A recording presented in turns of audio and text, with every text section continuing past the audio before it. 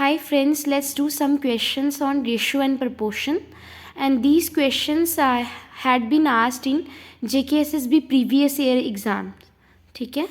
Now the first question says, a sum of money is divided among A, B, C and D in the proportion of 7:6:3:5. If B gets 270 more than C, then share of D is.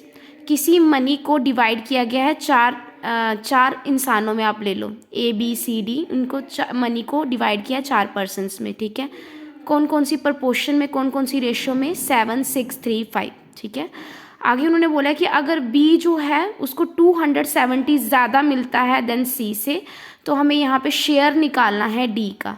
ठीक है, तो हमें क्या दिया हुआ है, पहले हम उसको लेके चलेंगे. जैसे कि A B C D, हम इनकी रेशो लिखेंगे. A की रेशो क्या है, 7, 6, 3 और 5. ठीक है, अब हम इसको हमेशा इनके साथ x सपोज करके निकालते हैं. ठीक है, इनके साथ x लगा के हम इस क्वेश्चन को निकालेंगे. देखो अब क्वेश्चन में क्या बोला है कि B को कितना मिलता है, 270 जो है वो C से ज़्यादा मिलता है. ठीक है, तो अगर मैं B और C को कंपेयर करूँ तो इन दोनों का डिफरेंस कितना है, 2x. ठीक है, यही डिफरेंस जो है वो 270 के इक्वल आएगा. यही जो डिफरेंस है वो 270 के इक्वल आएगा. क्यों? क्योंकि B को 270 ज़्यादा मिला है C से, इन दोनों के बीच में डिफरेंस 270 हुआ. फिर 2x जो है वो किसके इक्वल हो जाएगा, 270 के इक्वल हो जाएगा. ठीक है, अब यहाँ से हम x की वैल्यू निकाल लेंगे. x की वैल्यू क्या निकलेगी, 270/2. सॉरी, ये यहाँ पे 3x था. ठीक है, ये 3 आ गया. ठीक है, इसको काटने के बाद हमारे पास x की वैल्यू आ गई 90. ठीक है, जब हमारे पास x की वैल्यू निकल गई तो यहाँ से हम लोग A का शेयर भी निकाल सकते हैं और B का शेयर भी निकाल सकते हैं, C का भी निकाल सकते हैं और D का भी निकाल सकते हैं x की वैल्यू पुट करने के बाद, है ना. कुछ नहीं करना, जब कभी भी रेशो वाले क्वेश्चन दियो, जहाँ पे रेशो दियो वहाँ पे x इनके साथ लगा लेना. ठीक है, जब हम x के साथ मल्टीप्लाई करेंगे तो वही उनकी वैल्यू आ जाएगी. ठीक है, तो यहाँ पे हमें इन्होंने पूछा है D का शेयर बताओ, तो वो कैसे बताना है. D का शेयर यहाँ पे क्या है, 5x. 5 आ गया. x की वैल्यू क्या निकली हमारे पास, 90. जब हम इसको मल्टीप्लाई करेंगे तो हमारे पास आंसर आ जाएगा 450. तो ये इसका आंसर आ जाएगा. ठीक है, नेक्स्ट क्वेश्चन बोलता है 2 numbers are in the ratio 5:7. On diminishing each of them by 40, they become in the ratio 17:27. The difference of the numbers हमें निकालना है. 2 नंबर्स दिए हुए हैं जिनकी रेशो हमें क्या दी है, 5:7. देखो ये 2 नंबर्स है, सपोज ए और बी हमारे पास 2 नंबर्स है और इनकी रेशो हमें दी हुई है 5 और 7. ठीक है, अब मैंने क्या बोला, इनको 5x ले लेना है और इसको क्या ले लेना है, 7x ले लेना है. ठीक है, उसके बाद इन्होंने क्या बोला है, जब हम इनको डिमिनिश करते हैं, डिमिनिश मतलब माइनस करना, रिड्यूस करते हैं, जब हम इन दोनों को 40 से क्या करते हैं, रिड्यूस करते हैं, तब इनकी रेशो क्या बन जाती है, 17:27. इट मीन्स, अच्छा रेशो को हम ऐसे लिख सकते हैं ना, 5x/7x, है ना, इस चीज़ को हम ऐसे लिख सकते हैं. अब इसको हमने डिमिनिश करना है, डिमिनिश मतलब रिड्यूस करना है, किससे, इसको भी 40 से रिड्यूस करना है और इसको भी 40 से रिड्यूस करना है.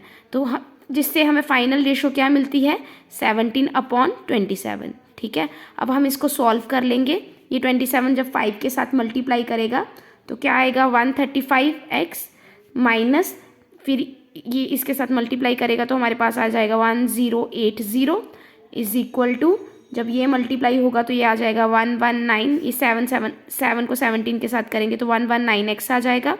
और 40 को जब हम 7 के साथ करेंगे तो हमारे पास आ जाएगा 680.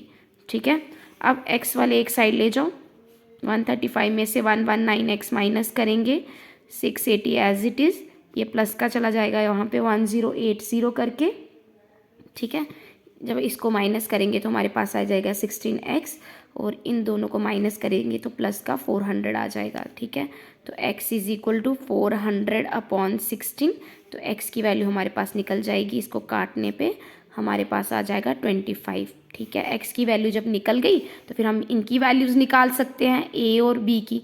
ठीक है, तो हमें क्या बोला, डिफरेंस बताना है नंबर्स के बीच में, इन दोनों के बीच का डिफरेंस हमें बताना है. ठीक है, तो हम पहले क्या करेंगे, x की वैल्यू पुट कर लेते हैं पहले वाले नंबर्स में. x की वैल्यू क्या है, पहला वाला नंबर हमारे पास क्या है, 5x है ना, तो 5 × x हमारे पास क्या निकला था, 25. 5 × 25 क्या आया हमारे पास, 125. राइट, अब उसके बाद हमने निकालना है 7x. 7 × 25 हमारे पास क्या आएगा, 175, ठीक है। इन्हीं दोनों के बीच का हमें डिफरेंस निकालना है। 175 माइनस 125 करेंगे, 5 में से 5 निकाले 0 और 7 2 में से 5, ये आ गया 50। तो हमारे पास आंसर क्या आ गया 50, ठीक है। ऐसे अब हम थर्ड क्वेश्चन करेंगे। थर्ड क्वेश्चन क्या बोलता है, the ratio present age of 2 brothers is 1:2 and 5 years back the ratio was 1:3. what will the ratio of their age after 5 years? हमें क्या दिया हुआ है, रेशो दी है प्रेजेंट एज की, 2 ब्रदर्स की हमें रेशो दी। सपोज कर लो ए और बी 2 ब्रदर्स हैं, उनकी प्रेजेंट एज की रेशो हमें क्या दी है 1:2। जब हम इनके साथ एक्स लगा लेंगे तो ये क्या बन जाएगी, प्रेजेंट एज बन जाएगी, ठीक है। आगे क्वेश्चन बोलता है 5 years बैक, मतलब 5 years एगो इनकी रेशो कितनी थी 1:3। 5 years एगो मतलब इनसे माइनस करेंगे, 5 साल पहले की बात है तो प्रेजेंट एज में 5 साल को माइनस करेंगे ना, 5 साल पहले की बात है। अच्छा, इसको हम ऐसे लिख सकते हैं ना x/2x, फिर दोनों के बीच में 5 years बैक मतलब 5 years एगो माइनस कर लिया, ठीक है। तब इनकी रेशो क्या थी 1/3, है ना, 1/3।